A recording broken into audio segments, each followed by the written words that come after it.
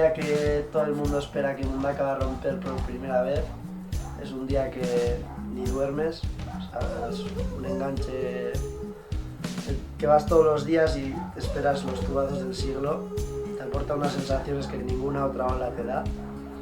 Y sí, los primeros siempre suelen ser increíbles porque hay un mogollón de arena en la barra y no puedes dejar de ir, aunque marquen unas condiciones que no va a estar tan bueno, pero sabes que con la arena que hay va a estar súper seco y va a haber tubazos.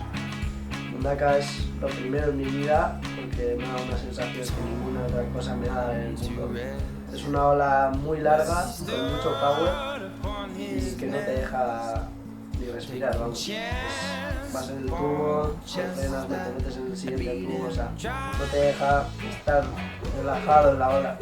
Tienes que estar como con tensión y esperándote a esa sección que se te pueda alargar o se te pueda cortar.